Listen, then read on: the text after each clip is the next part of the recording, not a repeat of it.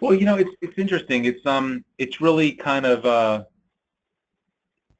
the really bad one would be, let's say, 180 or 190 for the LDL, and those people have a genetic problem, which he doesn't seem to have.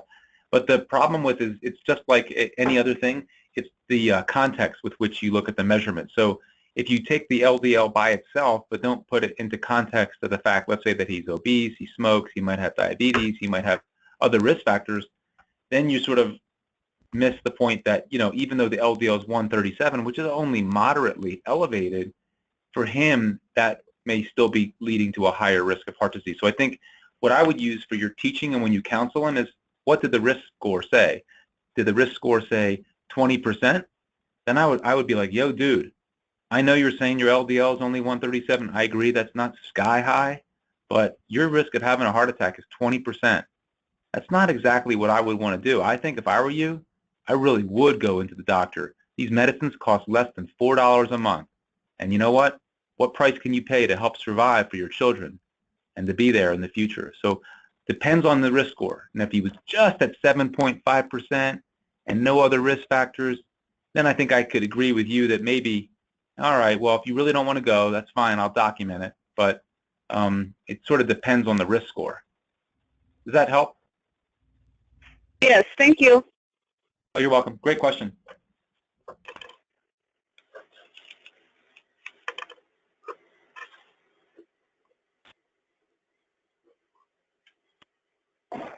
I have a question. This is Hannah here from Telluride. I have a question about red rice yeast as a supplement to reduce cholesterol. There's a provider in Ridgeway who has been suggesting it to some of my clients, and I just kind of want to hear the medical stance on it. Yeah, so red yeast rice is it's sort of a Chinese rice product that has an actual chemical component that essentially is almost identical with one of the statin medicines called lovastatin. And typically lovastatin is dosed at about 20 milligrams. So the red yeast rice has some lovastatin in it, but it's only like 1 or 2 milligrams. So it will lower your cholesterol a little bit, but probably not to the same extent that the lovastatin would. And so it depends on your patient population. Obviously in Telluride, there's a lot of really wealthy people that want to take natural remedies, and you could do that. To get a decent amount, you might spend like $60 to $75 a month on the red yeast rice, which would be reasonable. But alternatively, if you wanted to take the lovastatin and you took 40 milligram capsules or 20s and you broke them in half, it would only be $2 a month. So it depends on the patients. And my suggestion usually is if the patient has a high risk score or very high cholesterol, you're probably not going to make it with red yeast rice alone. And then the other issues, from my perspective, I just hate spending that kind of money, when I can spend, $2 a month, which would be $24 a year, if you went to like Right. Market Pharmacy or something. So I just feel like we can help our patients to make choices. But does that help at all? Yeah, that definitely was helpful. And is that medical or that component or medical compound phenol ester? I don't know the exact chemical component. I think it is a naturally occurring molecule that resembles the lovastatin, and I think it's an ester, but I don't know. I'd have to Google it, and see what the exact compound is. It's just that the milligrams are so low. No one takes, a 1 or a 2 milligram, statin capsule. So it works, but it's kind of weak and expensive. Great. Definitely answered my question. Thank you. Great question. Hey, Maury, this is Cindy down in Cortez. How are you doing? Hey, Cindy. It's been a while. Nice to hear from you. You too. Hey, I had a client ask me the question the other day, and I wanted to get your opinion on how do you feel about a client taking CoQ10 with a statin? Yeah, I think, there's been some studies of that that have been, funded by the industries that make the enzyme and have shown some improvements in muscle symptoms and certainly in terms the actual CoQ levels, which are depleted by the statin. The only challenge was that when it was sort of studied more scientifically, it wasn't as clear that, in a randomized trial that the CoQ10 really improves statin myopathy. And part of the problem is that muscle pains from statins, are probably maybe 8% of the population. And so you're already sort of dealing with a relatively rare occurrence. So my thinking about the CoQ10 is if the patients can afford it and they are having muscle pains from the statin and there's a good reason for the statin and you want to continue it, which, they might have heart disease or a high Framingham risk score or global risk score, then CoQ10 would be, reasonable to consider. It's just that I'm not so sure it really works, and there may be a big placebo effect, so then issues of cost would come in. But, hey, if the guy takes CoQ10 and is keeping him on his statin and he's high risk, then, the end justifies the means. Yes. Okay, thank you. You're welcome.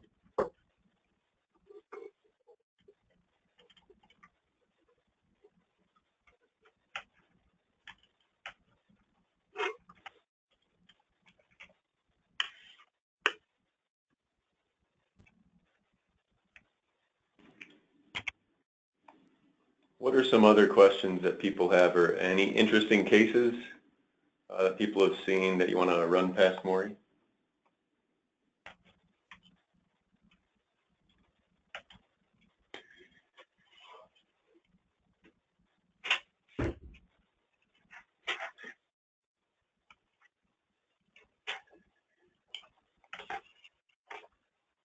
No. Dr. Murray? This is Lisa here in Costilla County. Can you hear me? Go ahead, Lisa. Hi. Can we go over the statin therapy with diabetics, whether it be type 1, type 2, or is there a difference? Yeah, that's a great question. Traditionally we've thought of the type 1 diabetics as having more of a risk for things like blindness and kidney disease because they've had high blood sugar their whole lives, and haven't thought as much about heart disease, which is much more common in the type 2, which are the older population that are overweight, generally speaking. And so although the statins probably are most important in the type 2 population, they're still recommended for the type 1 population when they're adults, because the challenge with the diabetes is that it's a lifetime disease. And so the chance for accrual or growth of atherosclerotic plaque or hardening of the arteries over time is really big with the type 1, because, let's say that they're 21 years old, they've got, another 30 to 40 years, maybe even 50 more years to live if they can live into their 70s, and they'll have a good opportunity to develop plaque. So I think, from my perspective, from a prevention aspect, treating their cholesterol is probably important for the type 1s too. And I think, does Oscar system distinguish those, Nick, in terms of the teaching, or is it just say, do you have diabetes? I think it's just diabetes, right? That's right. It's just diabetes, Maury.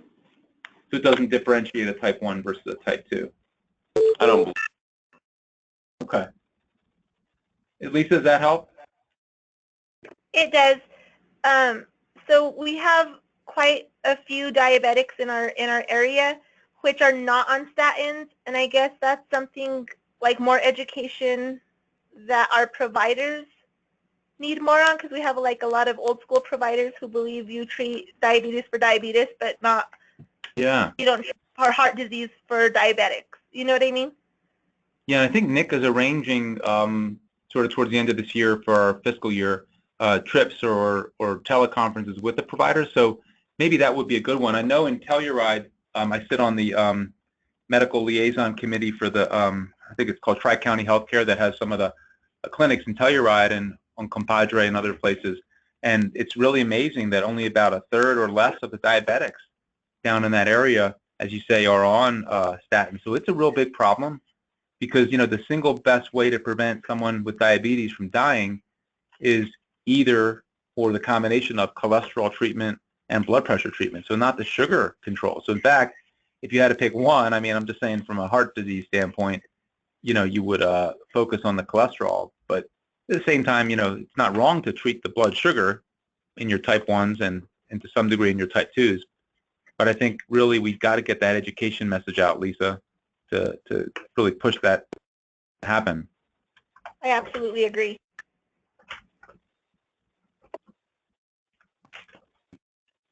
Hey, Dr. Maury, this is Amy from Denver Public Health.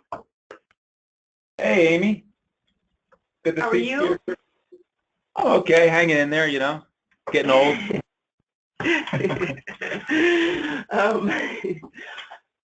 I screened someone that was only 22 years old the other day, and her LDL was 166. Wow. I know. That's the thing.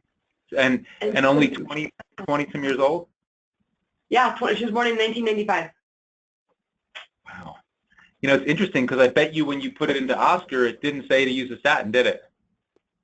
Let me go to that page. I was looking at her risk, and I'm trying to remember her BMI. What was her weight? Like blood pressure was good. HDL was 49. No, go to the summary. Yeah, I know. And then I'm more curious about the printout page where it says, here's your personalized recommendations or prescriptions, because that'll be a good teaching point for the call. All right, I'm looking on that page. Well, okay, so her age, you know, is too young to calculate. Her BMI was 30, FYI. Attention, your LDL bad cholesterol is 166. Schedule an appointment. That's great because what we had done at CPC was, even though the guidelines in that kind of a younger patient would normally say wait until it's over 180, I think Nick and myself and Dr. Estacio all felt that anything more than 160 should still be treated. So that's really good news that that's kind of creating that flag, because I think, in my view, that's probably high enough that if the person's got a body mass index of 30, which is in the obese range, they're probably not going to change their lifestyle that good, and that really at least discussing the possibility of a statin with that patient would be nice. And it's not probably for the 10-year risk, because by the time they reach the age of 30, they'll be fine, but it's more the lifetime risk where they might have a 50% or 60% lifetime risk of developing heart disease. So that's a great case example of how, you know, even in young people that might be worth considering treatment. And so on that note, just so you know, like her mom has an LDL of 165 and basically uncontrolled diabetes, and the mom is just, I've retested her a couple of times, just absolutely resistant to going to the doctor, or like she only wants natural medicine. You know, I just need to keep working on motivational. I mean, I do every time I talk to her, but it's interesting that the mom's LDL is similar. So maybe genetic too. Yeah. Well, you know what you could do is, I guess you know, one motivational interviewing technique that you might consider in this patient is ask the mother. Let's say what's the daughter's name? Angelica. Yeah. So you might say to the madre, how important is Angelica's health to you and her future? And right. Oh, very, very important. And you know, I don't know if you realize this, but you and Angelica both have a genetic condition that leads to high cholesterol that might, not right now, but in your future, lead to a heart attack or stroke. I mean, it would be really bad if your daughter had that, right? Or even if, let's say, you had it and you weren't around for Angelica. And so sometimes you can sort of talk about the family unit and keeping them safe for the long term as a way to get them to be open to it, and then spend time talking about the risks of the side effects. And then I think one other trick that you might use is you might even tell her, like the other person on this call mentioned, that, you know, the active ingredient in red yeast rice, which is natural, is actually that, but it's a lot cheaper, you know. And so letting them see that these are very safe and not risky products, but then that it could prevent a breakup of the family, I think, is a way to get them motivated. Okay. Yes. Okay, and then thank you. That's very helpful. One other quick question. What is your thought on the connection between, and this is not anything really to do with our program, but the connection between sugar, you know, like consuming high amounts of sugar and heart disease? Yeah. Not just, like, did you ever read that there was a lot done in the 60s that showed strong connections between people who had a high consumption of sugar and heart disease, and then it kind of got pushed under the table, like perhaps public health was paid off to not say that. That was an article in the New York Times in September of this year, of last year. Yeah, I heard there's a lot of controversy about that because I think the sugar-sweetened beverage companies don't want to, take a hit on that. But I think I'm not as clear on the actual literature on just sugar consumption per se, but it kind of doesn't surprise me in the fact that it would be correlated with insulin resistance and type 2 diabetes and, the metabolic syndrome. So I do think that there's probably a real relationship between sugar consumption and heart disease. I just, at the top of my tongue, I can't think of a study per se. But maybe if you have that one, you could share it to the group, on the group email. Yes. Yeah, So I've thought about doing that. Okay. Yeah, because then we could send that to our provider network. So if you thought that was something to emphasize for the docs, I could then, me and Nick can create it up as or Chris Jones as a provider blast. Okay. Cool. Thank you. Sorry to get off topic. It just was interesting to me. Hey, Dr. Murray. This is John at Denver Health. Hey, John. Hey. Just a quick question. I've been working with this client here. She's diabetic. She's 61 years old. She's taking medication for cholesterol, insulin for diabetes, and she has some kidney problems as well. So my question is, she's blaming the kidney problem that's increasing her cholesterol. Can that be the case? Because her LDL is 229. What, her LDL was 229? Yes. Oh my God, that's really scary. Yeah. She has familial hyperlipidemia and really needs to get treatment because she's at very high risk of having a heart attack. I think, from my perspective, what I would teach the client is that the kidneys don't manufacture or handle the cholesterol at all, but that it's the liver that manufactures and handles the cholesterol. And so she shouldn't blame, the kidneys for the cholesterol, but that what she has is a genetic disease called familial hyperlipidemia, and that she's going to be in trouble if she doesn't get treated. Right, because I just retested her today because the last time I screened her was back in 2015, and her LDL was 205. And again, I retested her today. She kept on blaming the kidney problems with that. And I tried to kind of like refer. She goes to Presbyterian. Oh, okay. So, I mean, when they go to Denver Health, I can look into their records, but since you go somewhere else, I don't have any other information other than what I have. Yeah, I don't know, Nick. Is there any advice you can give for John? Like, is there a HIPAA violation if he was to call or at least speak to a provider, or how does that? What do you suggest? Yeah, that's a little tricky. Usually we ask that the participant give the information to the CHW. I think really it's the clinic that would have to go ahead and do a release of records with that specific patient. So, I mean, yeah, you could try if you have a relationship with them, John, but, Right. Hey, John, I have an idea. Have you ever used the letter generating system in Oscar? Yes, I do. Because one thing you can do is you can take that letter generating system and just mail that to the clinic and then give a copy also to the to the patient. So when the patient goes in, they can deliver that letter, but you can also put it in by mail so that Right. You're making. The last time I did that, I gave it to her for her next follow-up, but I don't know what happened from after that. And then I retested again this year, so it's been a year and a half. Okay. And now, but her LDL has increased now to 229 from 205 in 2015 to 229 in 2017. I just retested her, like, say, an hour, 2 hours ago, and then I came down.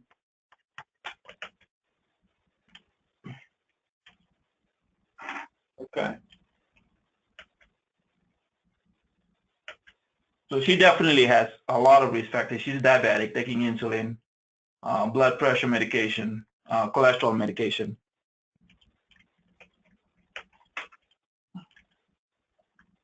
I bet she's got a little ways to go, huh? That's amazing. Yeah. Well, good luck with I'll that. try and follow up again with her sometimes today or tomorrow and see what I can do after. Yeah, if you need any help from me, just let me know. Just send me an email at Denver Health, and happy to help. Sure. I will. Okay. Thanks. Sure.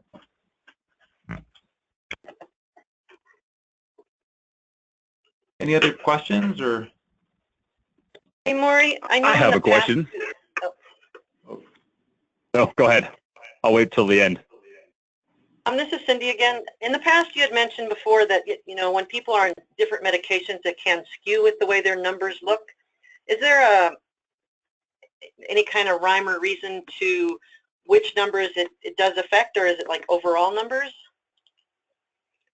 Like, which medicines are you talking about? I mean, I wasn't sure.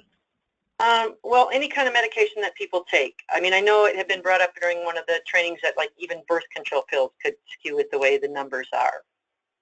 Oh, yeah, that's right. So certain medicines, thyroid medicines can affect cholesterol. If it's if you're too low on your thyroid medicine, your cholesterol will go up. Certainly estrogen or birth control pills will raise your triglycerides. And then, certain other medicines may actually, negatively affect your liver function, which could, theoretically affect your cholesterol. And so there are a number of, pills and maybe conditions that will affect the cholesterol. But it's not a ton of things. Alcohol, as you know, can give you very high triglycerides.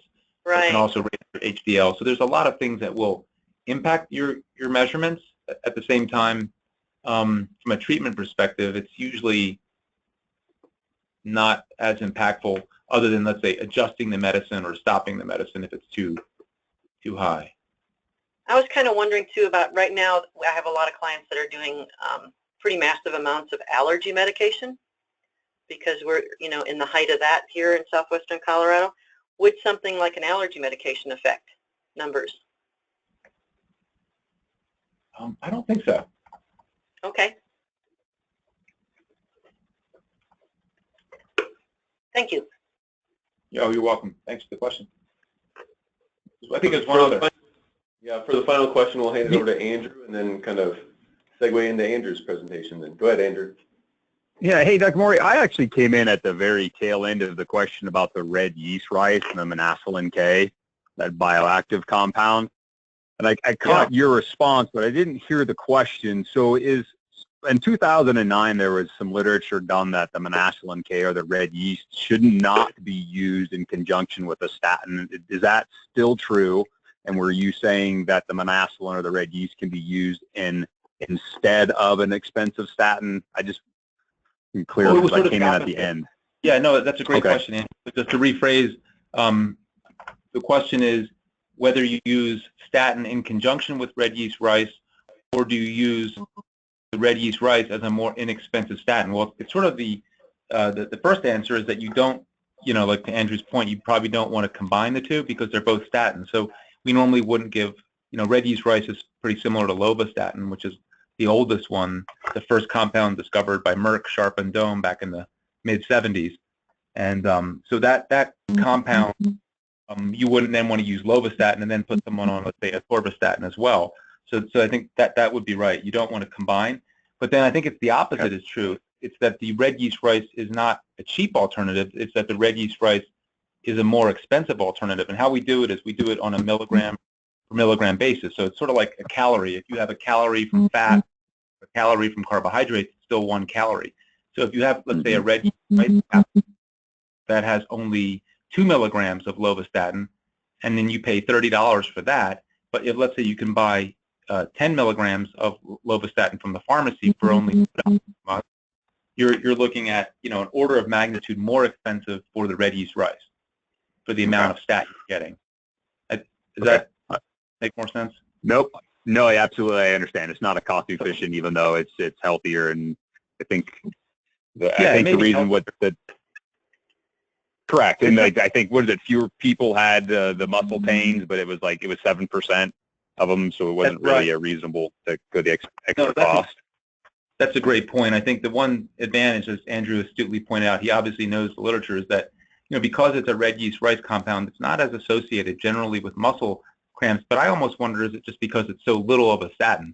But if you gave higher doses of red yeast rice that were approaching what the statin pills would be, would you have similar muscle cramps? I guess the ultimate question is do you believe statins are safe or not? And I think for the most part we have to accept that they're probably one of the safest medicines we have.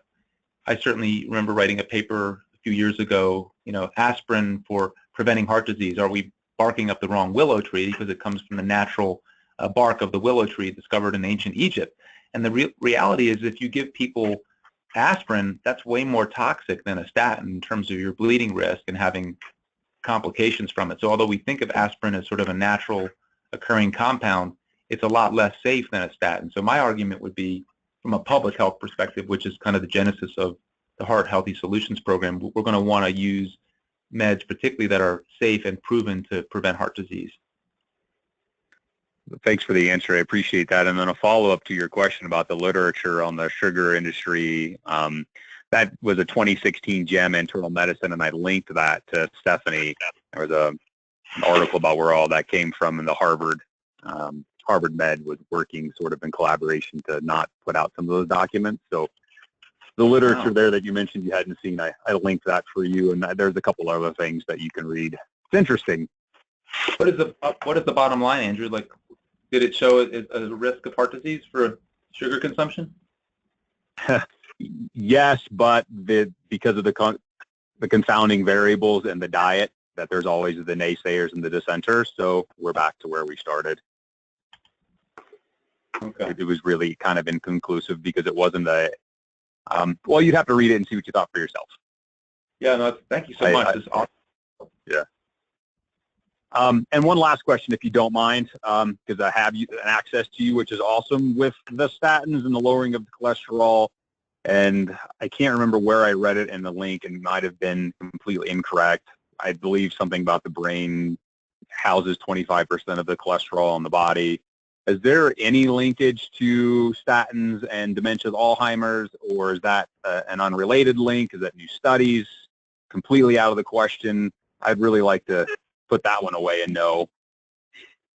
Yeah, that's a great question. I think that was the initial hypothesis, and it was kind of like what we talked about earlier, where at least from heart disease perspective, you can't be too rich, too good looking, or have too low of an LDL cholesterol, at least in terms of outcomes when you have high risk. But for the brain, that was a little bit confusing, because there was some literature that still lingers a little bit around cognitive impairment and a little bit around a small increase in risk of diabetes that's dramatically offset by a decrease in heart disease risk, which is the #1 killer in diabetes. So overall, the FDA has kind of taken the stance that statins are really, in balance, really good.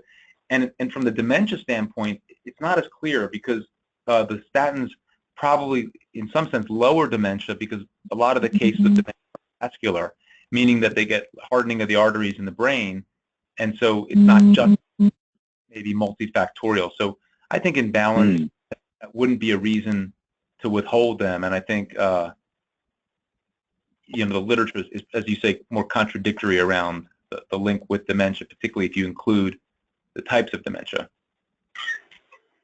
But I'd have to do a literature study. Yeah, but yeah.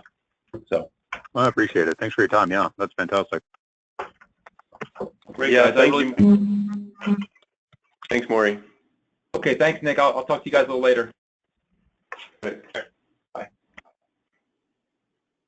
Bye. Yeah, so if anybody has any more follow-up questions, you can certainly email me, and then we can get in touch with Maury and get an answer for you. But with that, you heard Andrew Dole kind of ask the final couple questions. So with that, I'll kind of turn it over to him and let him get started. Well, hello, everyone. How are you? Good, thanks. It's good. Anything new, wild, and crazy on the nutrition front that you guys have heard of before I get started with some kind of wild and crazy stuff that I have learned? Nothing? No blueberries from the moon or crazy compounds that we can, all pretty normal stuff? All right. So right now I am in the middle of a graduate dietetics program, and I've taken a variety of courses, and one of the ones that I'm in the middle of right now is a nutrition immunology course. And the course is sort of centered around where nutrition plays with our immune system. And there are numerous numbers of articles that you may have come across recently about the gut microbiome, the gut brain, the gut axis, and how important the intestines and our gut health are to a variety of things. Has anyone come across this information? Is it something you've seen? Yeah, love it. Yeah? Okay. Yeah. Well, good. It's something that's getting published all over the place all the time, and it's almost extremely difficult to keep up with what's happening. So with the first topic that I'm going to start off with, just a general knowledge for you guys, is that right now, the gut microbiome, what is that? In our guts, right, our colon and our lower intestines, we have lots of fauna and flora. We've got bacteria, fungus, bugs, hopefully not parasites, but bacterial things that are living. Okay, it's kind of like the zoo. You got plants and animals down there, and they live in homeostasis or in balance, hopefully. And that balance, when we eat our food and stuff goes down in there, we get fermentation, we get vitamin synthesis, we get immune system integrity, we get absorption, lots of positive things that are happening down there. Now, in the past, we had all heard of ways that we could treat things like depression or mental disorders through nutrition, and we had found that that wasn't necessarily the case through the old means, like omega-3s and fish oils really aren't going to do it. But because the gut axis and the gut biome and all these little beasties that are living down there in our body, they have effect on the following things. So the development and maintenance of the immune system. So they had done some studies, and I know I don't like to talk about mice studies very often, but in this case it is sort of apt. They did sterile mice, and they actually had them where there was no gut bacteria in their stomachs, and their immune systems did not develop appropriately.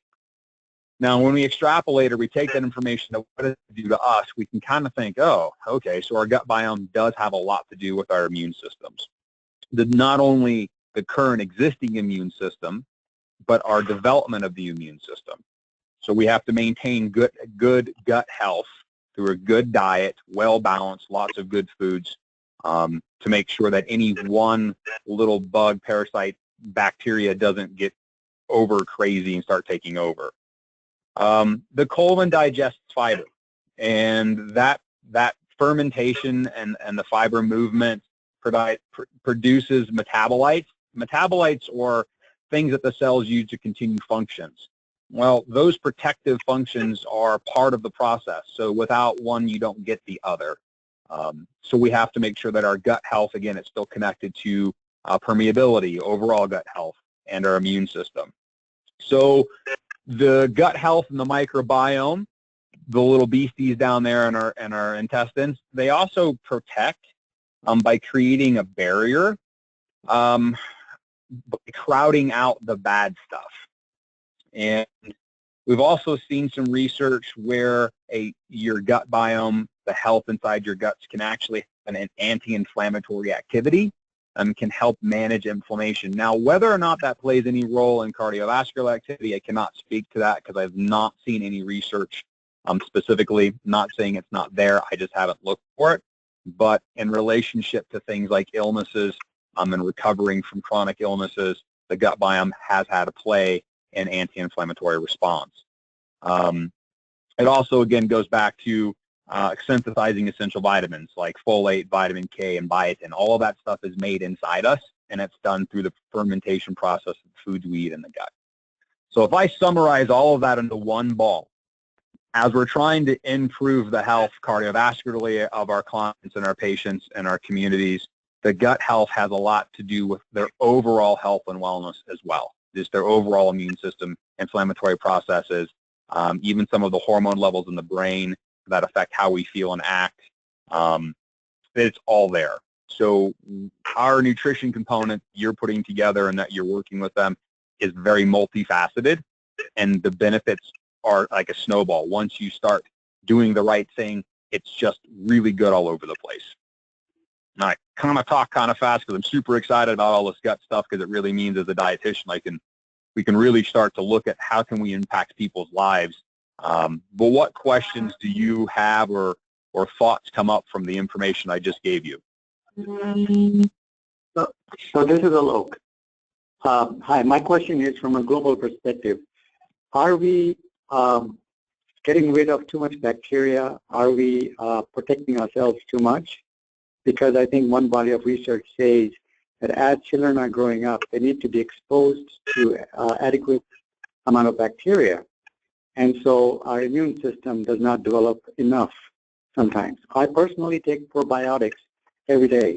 So I understand what you're saying, but that's my question. You know, that's a really good question, and I'm kind of gonna go like a half circle, and I'll have to come back on track. But the answer is yes, because they actually did find that in certain countries that are not as I want to say sterile, or taking a look at so much the antibacterial type of wash your hands, don't eat this. They produce certain types of byproducts that protected them against certain types of allergies. Now, so to answer your question, yes, I think we do over-sterilize sometimes, just by the cleanliness of our nature as a Western society. While that's good, because we don't want people dying of E. coli and Listeria and Salmonella, the answer to your question is yes, it is having an impact on our overall gut health. As we've removed some bacterial exposure, the body does not have the antibody immune system responses that it would have in the past. Now, where that takes us in the half circle is that the same thing is with allergens.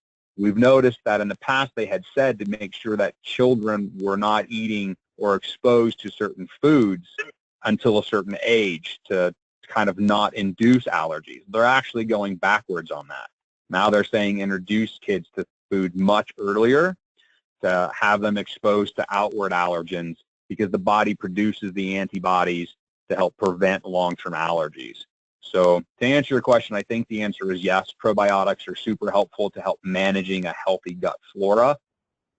And I'm not really sure that we're going to be able to change the sanitization of who we are and where we are, because overall I think it's generally safer. But that plays into even more importance of having probiotic type foods, things like misos, kefir, Greek yogurts with active cultures, taking a probiotic and looking at things like kimchi or soy, fermented foods into our diet that have been mostly removed. That's a fantastic question. Hopefully I gave you the appropriate answer that answer. Thank you. Yeah. Any other questions about the gut health, gut biome, kind of things we can do to make sure that we're having good gut health to improve the immune system and just sort of manage wellness overall? Andrew, what about fermented beverages? Ooh. Like kombucha? Not quite what I was thinking of. But. Oh, like beer? Sure. Yeah. You know, so I don't have an answer for that one. Thanks. I'm gonna have to look it up. I needed more work. Let me look and see, Nick. I don't know. I haven't seen any literature on whether or not like alcohol, wheat-based beer, things like that have a positive impact because of the fermentation process in the gut. The kombucha, the one that came immediately to mind, does have some beneficial probiotic strains in them.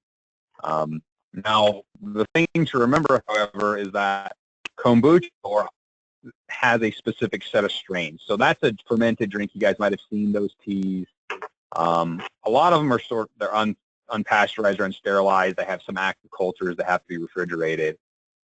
In the context of a healthy gut, where we've already kind of eaten well, things are okay, we can help maintain the gut with those. But in an imbalance, and an imbalance comes from things when your clients or your patients, your community members are on antibiotics, often, chronically, frequently. And it doesn't even have to be for an illness. If you have young kids in the Hispanic community who have acne, who might be taking a course of antibiotics over a long period of time, because antibiotic courses, I think minocycline is one of them, to actually reduce certain types of acne, it is a non-discriminatory killer. It kills all of the bacteria inside your gut, good and bad. The problem is that the bad bacteria is a lot more pervasive and aggressive than the good stuff. You know, it's kind of like the squeaky wheel. It's gonna come back with a vengeance. It's gonna crowd out, and then we start to get bowel issues. So we can't just jump on kombuchas and all these other things hoping for balance right away. We have to sort of do it in the context of the whole diet with lots of different pieces. Good question. Can beer make my intestines better? That would be monumental. Be great. Yes. I might actually make my name on that one. Okay, sure. Go ahead. Any questions about the immune, the gut health, where that brain axis thing is going, or do you want me to move on to coconut oil again? I got some more info on that one. All right, so we'll move forward. So coconut oil. I'm not going to say so much new evidence, but more reinforced evidence. Coconut oil is still very popular. It's still very talked about. It is still 90% saturated fat. The argument or the controversy of whether or not saturated fat is bad or good for you is still out. It's safer to err on the side of probably not a lot of saturated fat. So the proponents, or the people who are for coconut oil, say, well, coconut oil has medium chain triglycerides. And that is a shorter carbon chain. It's long chemistry. In short, what it means is that the body digests and manipulates those quicker and differently than long chain saturated fatty acids. Now, what does that really mean? For coconut oil, absolutely nothing, because only 16% of the coconut is the medium chain triglycerides.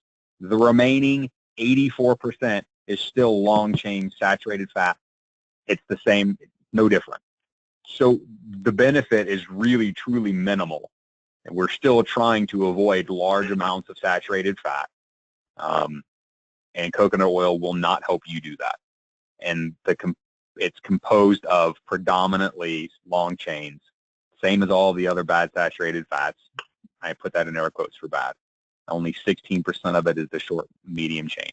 The research and the literature being done on medium chain triglycerides, when you read some of the articles, or people will say, well, I read this, the diets were medium chain triglycerides specific.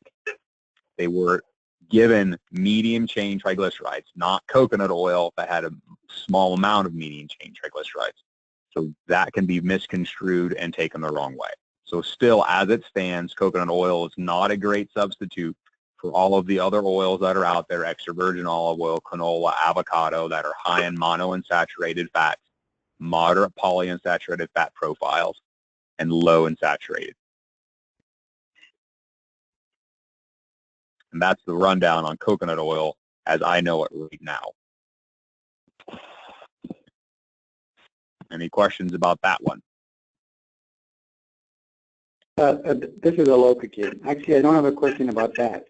But you know, the remarkable thing is that every few weeks we hear a different description of what's healthy for us. Coconut oil is used very widely these days. Avocado oil is now becoming very, very popular. But I think that I can't help thinking that you know, all of these different aspects of saturated versus unsaturated, you know, there's also a large part of my genetic makeup that would be factored in really what's good for me or what's not. And certainly the risk score for cardiovascular disease is somehow based on some certain amount of genetics, don't you think? Absolutely. There is no doubt about it. Epigenetics right now, nutrigenomics, All of those things are pointing to how our genes process certain foods and how those foods change our genes. It's almost like going back and forth. So to answer your question is, yes, we do get different messages all of the time about what's good and bad. Part of that reason is because the access to the internet, and everybody is an expert, and they're posting all of these things that have no real literature or science behind them. They're anecdotal. And so because one person saw great effects, it's supposed to be good for everyone. But what you just said is the truth. Nutrition is very individualized. Not everything works for everyone. Everything can work, but not for everyone. So that's where that well-balanced, stay within the rails of what medicine knows for now, low saturated fats, stay away from them at the moment. It's just safer. Avocado oil, great monounsaturated fat. It used to be inexpensive. Now it's getting super expensive because it's becoming popular, but it had a good fat profile. Now, how that affects you versus how that affects me, you're right, it's completely different. However, how we continue to eat from here on out will affect how it affects us later and how it affects our children, because the foods we are eating is certainly changing our genetic expressions, and it's doing it by generation over generation.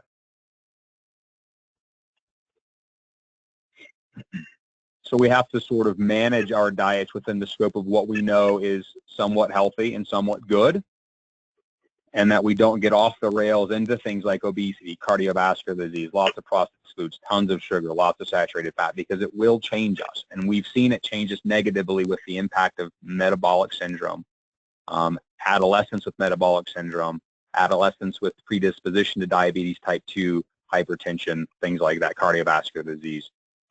And that's all epigenetics. It's all sort of the process of how we've been eating over time and how it's affected us, which is a really good segue into what should we be doing? What do we kind of know right now? What we know from nutrition, and if you guys are advising individuals on what to eat and how to eat, lots of produce. I can't tell you, if you were to do one very significant thing, it would be to have a very large plant-based diet. Lots of fruit and produce, organic or not organic, it does not matter. One of the companies, well, actually, a part of my role with the Produce for Better Health Foundation, an effort by the CDC, Fruits and Veggies More Matters. I do videos and recipes and such to get individuals to eat more fruits and vegetables. They are aligned with a company called Safe Fruits and Vegetables, or Safe Fruits and Veggies. They're actively doing a campaign right now trying to combat the Dirty Dozen, or the Organics Commission's Dirty 15, where they have actually done a very good job of suppressing low socioeconomic and lower income communities' consumption of fruits and vegetables, because they're terrified of them, because they feel they have lots of pesticides and that they're not good for them. That is a bad situation. And so what we should be changing our diet to is lots of plant-based, lots of fruits and vegetables and produce, regardless of whether or not that is organic or conventional,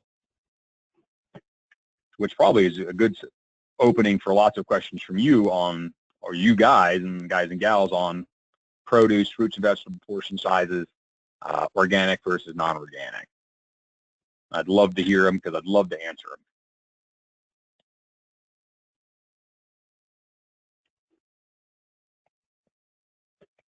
Nothing? Quiet bunch today. Or I need more exciting topics. No, you're just so thorough. Oh, well, thank you. Really go out and just have them eat more fruits and vegetables. Portion size is king right now. Portion size and energy intake is king.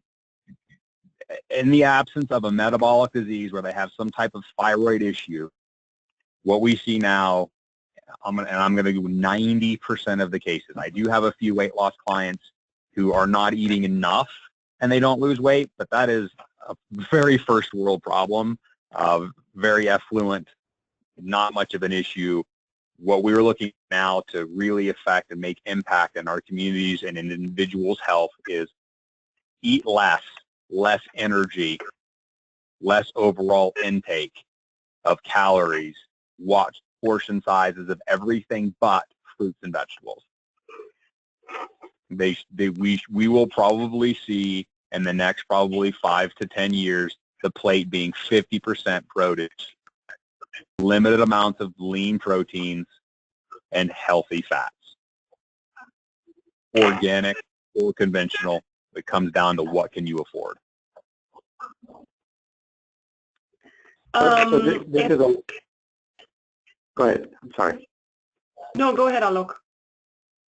So I just want to make a very, very quick comment. So I think, again, I keep wearing this global health hat, but we have to learn sometimes from international food habits, because malnutrition, but otherwise healthy people soon become diabetic and have increased risk of cardiovascular disease after they come to this country. But I've lived here for the last 34 years, but I have seen a dramatic shift, but more to be done, from companies, fast food companies selling food without any understanding of nutrition, as opposed to watching calories and all that. But there's still a long way to go. There is a long way to go, but I would, and well, two things, and I'm going to give you my opinion on one of those, and you can take it as just my opinion. This isn't science, fact, or anything. This is simply those companies who are out there, the fast food companies, they're in business to make money, and they're going to provide the people what it is they're going to pay. That's how that's going to work, and we have an uphill battle in getting them to change. However, we have seen some decent changes in fast food chains like McDonald's and other places, and things that will make things healthy. Okay, grilled chicken, apples instead of French fries, lower carb, lower meals. So we're seeing that, but I'm not sure that's where we're going to see a great deal of change. Your comment about people coming here to the United States and having very, very poor health over time, yes, absolutely. That's not a function so much always of what we eat, as so much is it a different lifestyle. We can even take that and extrapolate it to, we don't walk very far. We don't need to. We have cars. We don't necessarily do any type of physical labor. We're mostly doing things that are not very active. So it's not just the food that is contributing to very poor health. It is a lifestyle. The problem is that as the work and effort level to get somewhere, as we walk less and we start to drive cars, as we work at computers at home and do less menial labor or labor.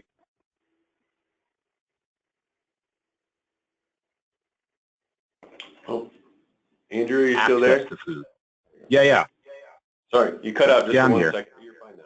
Oh, no, I'm sorry. It's as when people move here, I'm not sure I left off, our activity and physical activity decreases. Our calories, however, do not. Our access to food quadruples. So I agree with you in some point, but it is not just a food issue. We have lots of good food. We have lots of access to extremely good food here. Sometimes it's portion size and lack of activity. Andrew, I have a question. Oh, sure. In all your readings, you mentioned, what your goal is, eating vegetables, healthy fats, this kind of stuff. That in your readings, have you come across any changes, like through the FDA? Because I think everything that they put out is, low fat, low fat, low fat, and they don't differentiate between the healthy fats and the unhealthy fats per se in meal planning guidelines.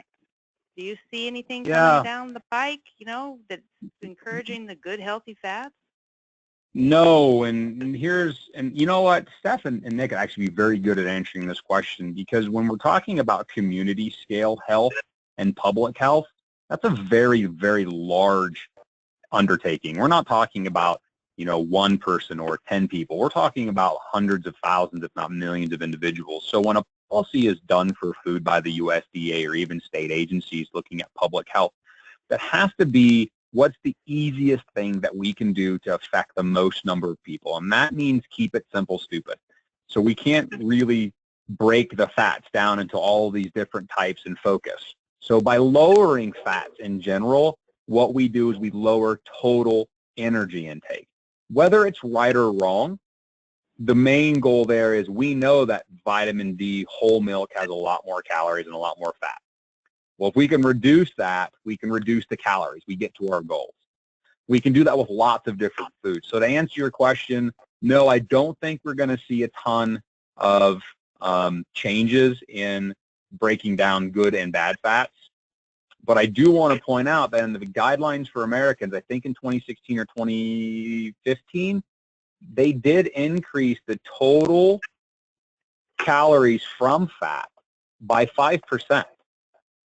And it happened recently because the avocado companies, when I went to this produce, giant, humongous produce convention, the avocado companies were jumping all over the place because it was more room for their product, and it made sense. So while I don't see any specific changes in healthy fats versus good fats, because overall from a public health policy, we still have to watch fats to make sure that we keep overall calories down, because excess energy is still the main issue.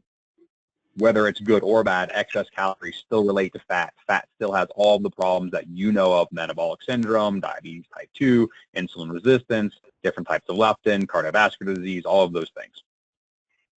But there has been an acceptance and a change of more fat in your diet is okay. I think it's 35% now, up from 30.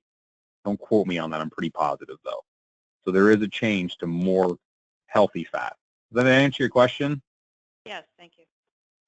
Yeah, there's nothing specific coming, but, and then, Steph can definitely address that better. I mean, public health policy stuff is big. It's hard to really get detailed because there's so many different people and education levels and goals. You can't always do it the greatest way. So I think, what is it? Great is the enemy of good. So sometimes we have to just do what's effective. Yeah. Anyway, what was the other question?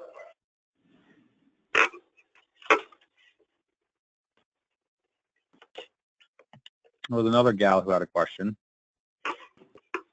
Andrew, this is Cindy down in Cortez. You had talked about thyroid a little bit just a minute ago, and I didn't quite catch what you're saying. I found it a little ironic. I screened 11 people this morning, and 3 of them had thyroid issues. Yeah. So one of the things that I say all the time is that in the absence of a metabolic issue, it's mostly a calorie in versus a calorie out situation for weight loss. Thyroid, hypo, and hyper, or the absence of, is a metabolic situation. That's a condition where the body is just simply not firing on all its cylinders, or it's firing too much, right? So when people are on thyroid medications, Synthroid, or there's a couple other ones, when weight gain can be an issue. They may have some difficulty losing weight. It's just a function of the cell metabolism and their overall kind of thermostat metabolism for their body. So you have to take that into consideration. Okay.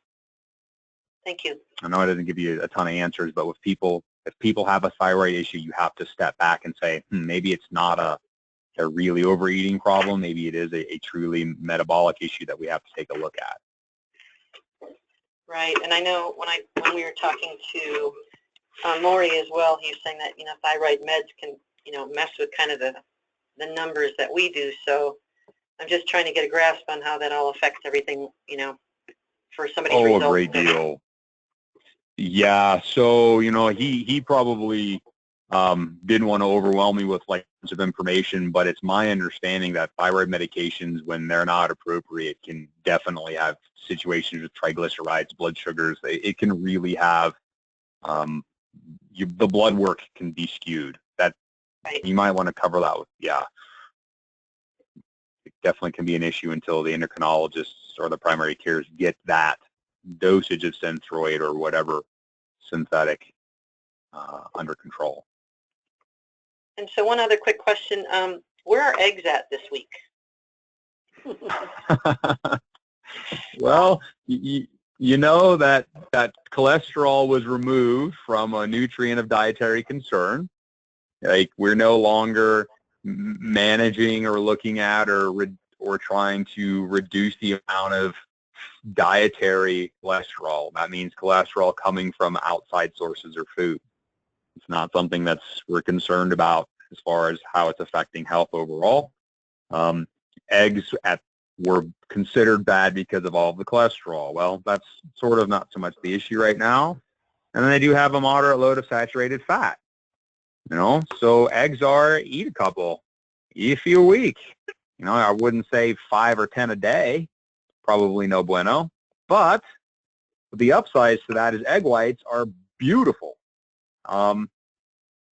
If people love their eggs, one of the things that I tell my clients all the time is take one whole egg and mix it with 2 or 3 whites. The egg yolk from the one egg, if mixed and beaten well, will actually make the rest of the egg still have that supple, non-dry egg whitiness. Because egg whites are a highly bioavailable, very lean source of protein.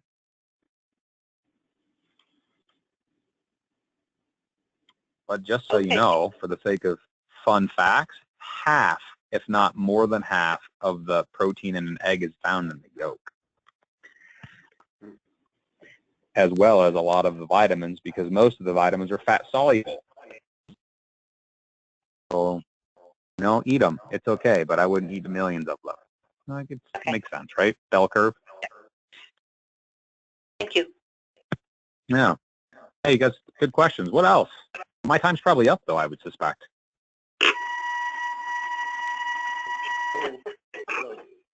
If anybody has any other questions, go ahead, though. No, that's fine. Keep going. Okay. Yeah. Well, what do you guys got? You got me as long as you got questions, and otherwise I'm off to go do some work. Hey, Andrew, it's Amy from Denver Health. Hi, Amy. Hello. Tell me more about when you first got on, you talked about more matters, and I just missed the rest of that, and safe fruits and veggies. Oh, yeah. Fruits and veggies, more matters. I tell you what, I will drop the link into the chat for Steph to hand out. It is a great organization whose sole goal is to, sorry, I'm really poor at multitasking, is to increase fruits and vegetables in the diet. Their demographic is primarily female, of all ages, between, I want to go with like 50 and 25, I think. They have tons of fruits and vegetables info, meal planning, lots of recipes. They post a lot of the really cool information from like that safe fruits and veggies about how organic foods, don't be afraid of them, 30 dozen, how it's not accurate. Just real good resources. Okay. Good. Yeah, and Great. I posted that link. Thank you. Yeah, you bet.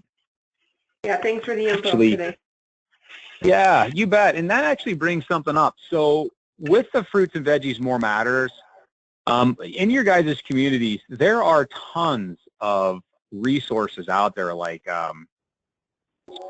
the fruits and veggie guys who want to come out and like, hey, we want you to buy more of my product.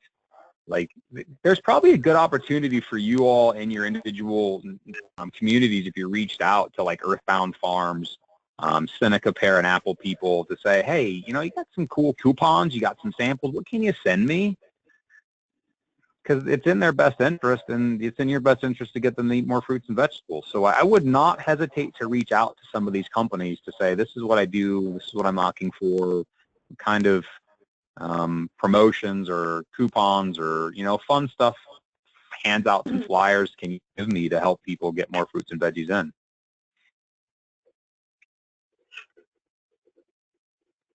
And I do tasty-like videos. So you guys have seen those all on Facebook, right?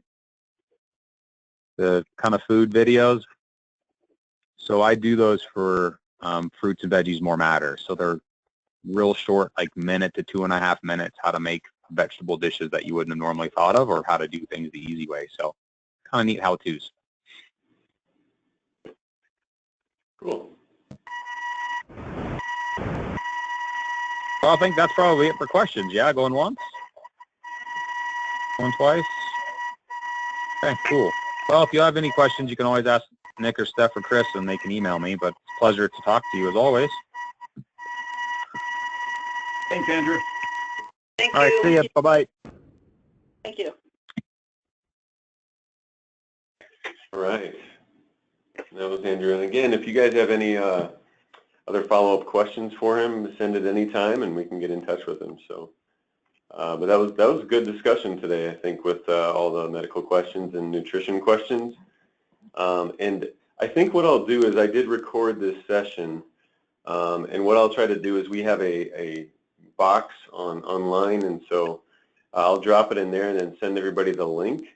So that way, if you want to go back and kind of listen to what Maury had to say, or listen to what Andrew had to say in the first part of this this conference call, you can go ahead and do that. So there's a lot of good information there, a lot of good questions. So thank you for coming with those questions too. With that, I think we'll move on just quickly so to get you guys out of here on time. Does anybody have any success stories that they wanted to share this month? Any good things that you want to talk about?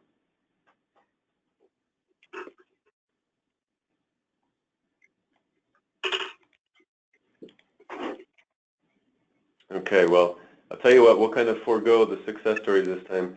The bi-monthly calls are coming up again, so I'm going to ask everybody, because this is one thing that CDPHE, they're starting to ask for more and more stories. And I know a lot of you guys have done a lot of good ones in the past, so if you come across a good story, it doesn't have to be spectacular, but if it's even some improvement, something that'll pull to heartstrings, so to speak, please kind of maybe write it down real quick and then try to remember to either send it to me, or next time we talk, we'll just hand it over to me. And those are just great stories for us to share with everybody. Then a quick reminder again of the provider bidirectional referral process worksheets. By April 21st, again, that's the deadline. I have been getting in quite a few from people, so thank you for those of you that have sent yours in. If you have not done it, please try to revisit those organizations that you first filled out these forms with. And then, you know, I encourage you to also get with other new providers if you haven't done so. So, you know, just keep making your referral pathways larger and larger, and I think that'll benefit not only your clients, but also you all for, you know, being able to refer back and forth and getting numbers and so on. So one thing that I do have is I connected with an individual. They have a program here at the university, and they have regional health connectors, and I know some of you know, or maybe I think a couple of you have already connected with your regional health connector. But essentially what their role is they work with clinics to kind of really galvanize different outside resources that are community-based resources. And one of the main goals that they have is to coach up each clinic to improve the health outcomes of their patients. So it falls right in line with what you guys do, and you guys do an excellent job with that. So I think it'll benefit both parties. So I'll definitely, what I'm going to do in the next couple weeks here is I'm going to go through, and if you have one in your area, I'm going to give you guys a call and then offer to set it up, because I do have email addresses and things. And then just hopefully you guys meet and then set something up and kind of just do a quick introduction, do the down and dirty what you do, and then hopefully there'll be some referrals back and forth again. That'd be great. Any questions on that? April 21st again. Please get those in. Okay. All right, we'll move on to the monthly report. You know, I don't know if there's many surprises. Does anybody have any questions, comments about the report before we get into it? Okay. Kudos to pretty much everybody, I think, as far as, you know, medical referral. far as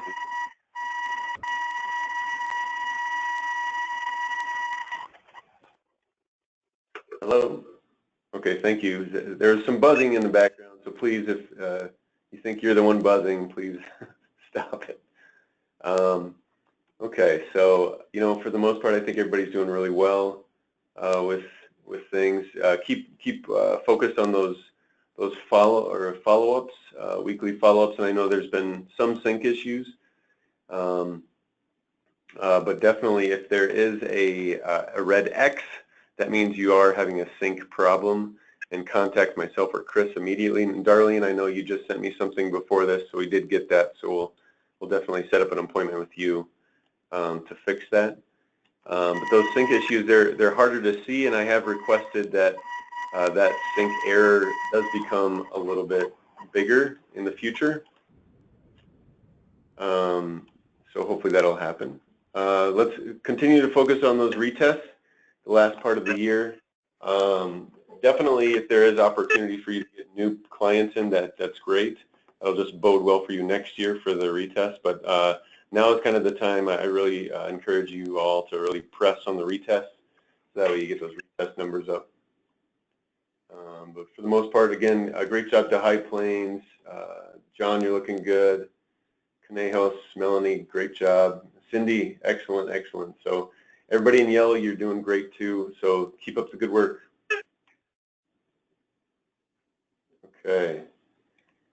And then this month we did have the outcomes, so that was exciting to see, and I think everybody had some outcomes to look at. So kind of in looking at those, again, I just want to really say what an excellent job it is to see all the spectacular numbers.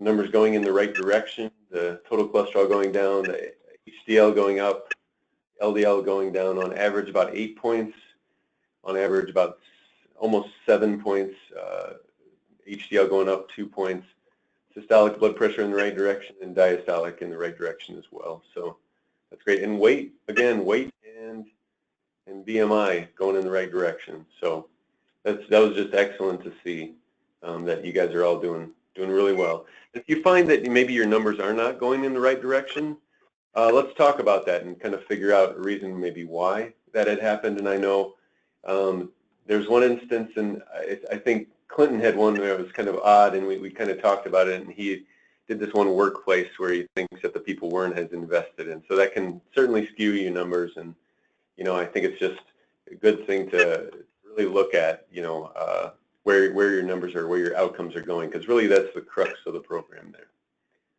All right, and then we have the behavioral table here. If you have any questions, specifically you want me to go over this with you one-on-one, I can certainly do that again. But just as a reminder, we do the fat intake, fiber intake, and exercise, change in exercise, as well as smoking. So again, if there's no response, you're going to have that number is in a percentage. So these are percentages. So for example, the percentage of people in Kit Carson was 0%, people that had no response. The people that declined to do this were 19%. No change in the fat intake was about 67%, and those that improved were about 13%. So that's kind of how you read these tables: the no response, the decline, the no change, and then did they improve on that measure. So again, I think 21% of people improved their fat intake, which I think is great. Fiber intake, I think that's a good one too, about 13%. Keep working on the fiber intake, because I think that's a good one for people to work on. Exercise, I always look at, I think the fact that about 22% people improved that, I think is excellent. I think that's really important as well. As Andrew mentioned, it's calories in, calories out. Essentially, if you're putting in a bunch of calories, even the good saturated fats, if you're just sitting there, it's not gonna help as much. So smokers, again, I love to see this number, about 21% quit smoking. So keep doing an excellent job there. So I think again, everything is trending in the right direction. You guys are making a difference in people's lives. I just think all around it's great. Again, full court press on those retest numbers, and the follow-ups, keep working on those. If you see a big red X at any point, as of right now, it kind of appears and then it disappears. So really kind of try to be aware of that sync, maybe at least once a week, kind of auto sync it to see if you are having an error of some kind. So that way we can get in there and fix it for you. Anybody have any comments, questions?